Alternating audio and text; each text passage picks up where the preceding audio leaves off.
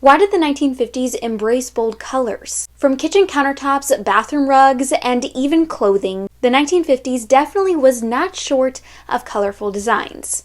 But why? To get to the 50s, let's take a look back all the way to the 1920s on. In the 20s, architecture in the everyday home could feature earthier muted tones with exquisite craftsmanship. Inside would be similar with maybe a pop of color with wallpaper, but nothing too daring. Often you could see more color in the furniture and bedding. The more modern of a house, the more color as Art Deco swept the USA. But compared to the poppy, bold colors of the 1950s, these were darker and more mysterious. Colors like sapphire blue, emerald green, ruby red, and amethyst purple. Colors that honestly are more of my style despite my in-depth interest and love for the 1950s. One thing similar to the 1950s was the use of pastels that you could have often found decoration elements in the home or in clothing.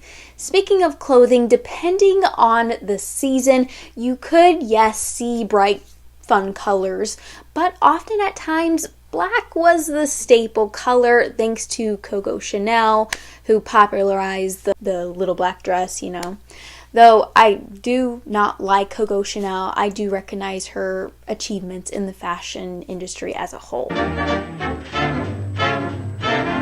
By the 1930s, Art Deco became widely mainstream for mostly wealthy families, of course, as the Great Depression led a lot to just use whatever they could to get by. So the focus was more on restrained but sophisticated style, using colors that provided modesty and comfort.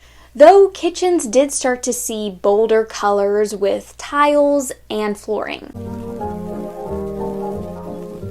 The 1940s wasn't too focused on creating daring designs, but practical and cost-effective as World War II was in motion. Fashion reflected that of a time period.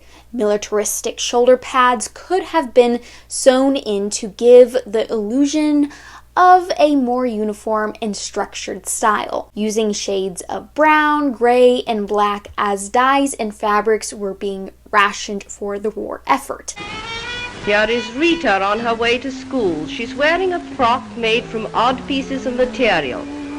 Her coat was formerly her elder sister's, remodeled for Rita's use, and the hat made from pieces of material left over. If you were able to get an outfit with color, you could have chosen olive green, ruby red, pale gray, blue, and modest yellow. Most shoes would have been black, gray, or brown, with the occasional dark blue or maybe even a bright red. Though bold colors weren't as widely seen in their homes, they did still have some here and there, especially with kitchen and bathroom tile like previous decades. But as the war ended in September of 1945, you started seeing an increasing amount of bolder colors being used, which could have been from post-war optimism. Post-war optimism, which means a sense of recovery, growth, and social change that can occur after a war. It included economic growth, job creation, and industrial production, and industrial productivity, which ultimately led to the boom of consumerism that you see quite heavily during the 1950s. People were allowing themselves to embrace happier times by displaying happier colors. Another reason could have been suburban growth. More middle-class families now than ever were able to not only buy but build their homes.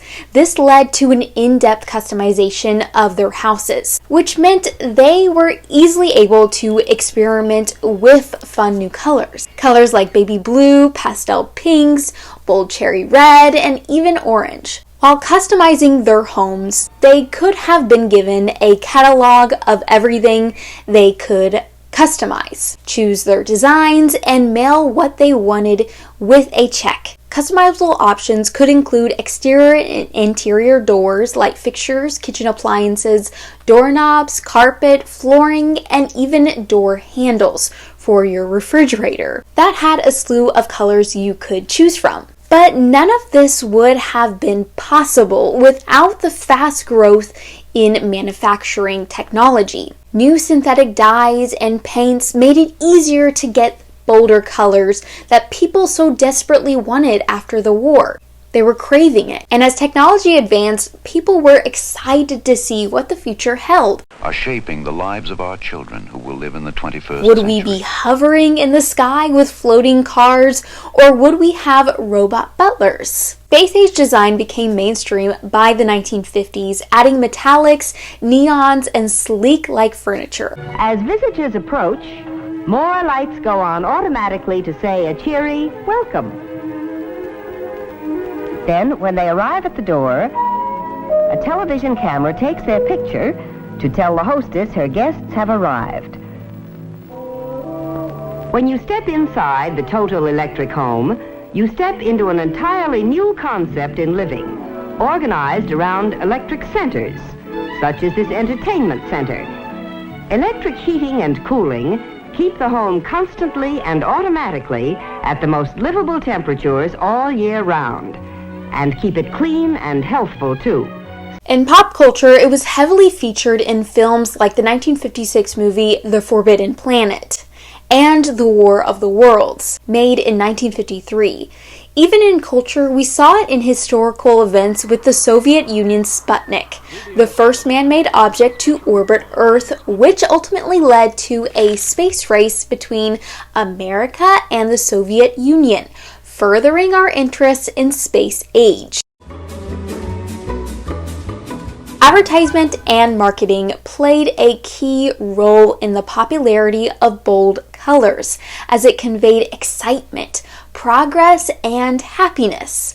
This led a lot of people to open up those checkbooks. Clothing was in every type of color: periwinkle, mint, peach, cadet blue, canary yellow, seafoam, and more. Overall, people wanted to have fun, whether it be with shopping or building their homes, and they wanted it to be colorful. This didn't just end in 1959, but it bled through the 1960s until the middle of the decade, when things started to resume back to earthier and muted tones. If you would like to see a video about the 1960s, especially pertaining to their homes, let me know in the comments below. As always, my name is Hannah Truly Alicia.